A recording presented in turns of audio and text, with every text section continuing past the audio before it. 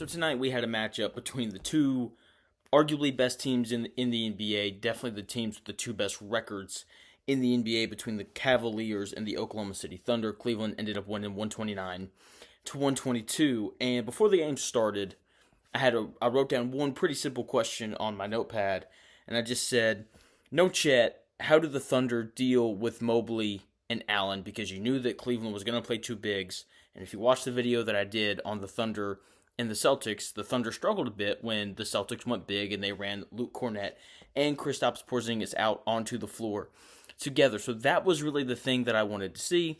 Both teams come out in the first quarter. Donovan Mitchell, 0 points, didn't hit a shot until 12 seconds left.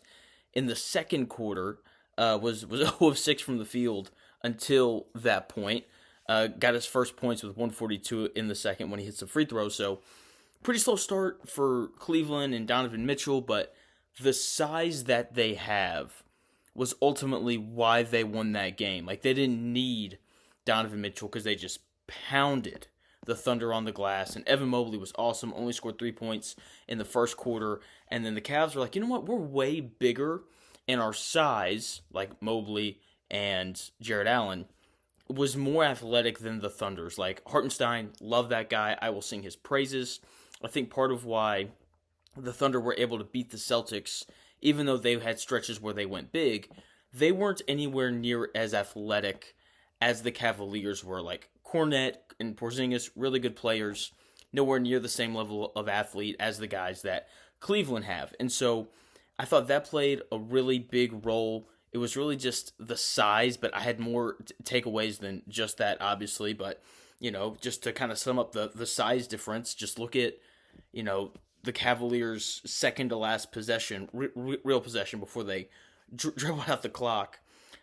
Jared Allen gets fouled going for a loose ball on an offensive rebound chance. He makes the first free throw. They go up by 3. He misses the second. Evan Mobley grabs the offensive rebound off the missed free throw. Donovan Mitchell puts up a jump shot. Jared Allen grabs the offensive rebound.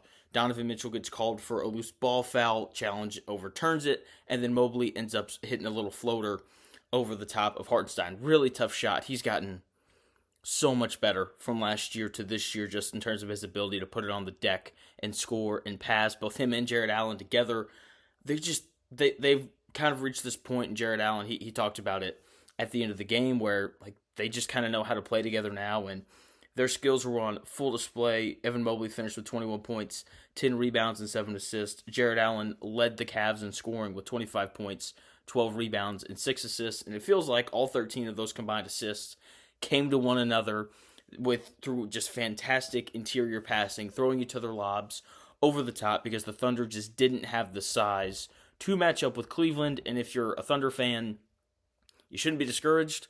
The fact that you played them this well without Chet Holmgren, who will greatly help them in that size department, should kind of be encouraging. No Alex Caruso either, just gives them an extra defender. Speaking of defenders, Lou Dort, outstanding job defending Donovan Mitchell. Donovan Mitchell only scored 11 points. He was 3 of 16 from the floor. And that just speaks to the perimeter defenders that the Thunder have. And the Cavs were just a really tough matchup tonight because the Thunder didn't have Chet Holmgren. When he comes back, that game probably is going to be just a little bit different given that Chet Holmgren's a really good player. But I think we learned something really important about the Thunder tonight. Or I wouldn't say we learned this. I would argue that this was affirmed. So in the third quarter, with 9 minutes left, Shai Gilgeous-Alexander picks up his 4th foul. He ends up playing a couple more minutes, and then he goes to the bench. 90 seconds after he picks up his 4th foul, Isaiah Hartenstein picked up his 4th foul. And the Thunder run their offense. It's a lot of two-man, Hartenstein and Shai Gilgeous-Alexander. So those both guys, they have 4 fouls, and there's this stretch where it's like, okay, Jalen Williams, J-Dub, you're going to have to, shoulder the load offensively here for a bit. And Jalen Williams is an awesome player. But I've seen some people, and it's not fair to do the whole Twitter thing because Twitter is not an accurate depiction of the world, but I've seen some comments on Twitter just questioning whether or not Jalen Williams is good enough to be the number 2 scorer on a team that can win the NBA Finals. And just watching him play tonight, he definitely can be. the best version of Jalen Williams is easily an all-star and probably like a second, third team All-NBA guy. And we got a really good version of him tonight. 25 points, 5 rebounds, 9 assists. Just the playmaking from last year to this year is better. The shot making is still really good. He's undoubtedly good enough to be the second best player on a title team. And you pair that with just all the awesome role players that the Thunder have. This game was just littered with nothing but awesome role players. Like the Cavaliers played 10 guys and the Thunder played 9 guys. And there was never a moment where there was a player on the floor where I was like, this guy gives you nothing defensively.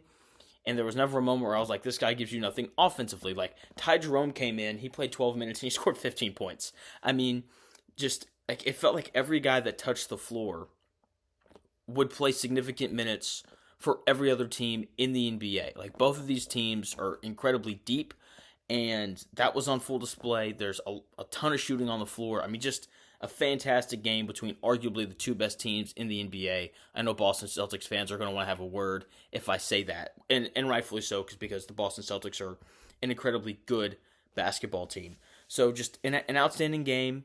Thunder, just wait till Chet Holmgren comes back. The depiction of your team will change quite a bit. Cleveland is legit. Was very impressed with Darius Garland. I kind of thought that the Thunder would pick on him a little bit more defensively just because he's not a bad defender. He's just a little smaller than everyone else out on the floor, and that's just kind of what tends to happen to smaller guys on the floor. But when the Thunder went at him, he did his own. He held his own. He really competed. So just a really impressive performance from Cleveland to win this game with Donovan Mitchell going 3 of 16 from the floor and still scoring 129 points is insane. Just speaks to the evolution of the Jared Allen and Evan Mobley combination. Just an impressive game from them. Thunder fans, you guys are going to be fine.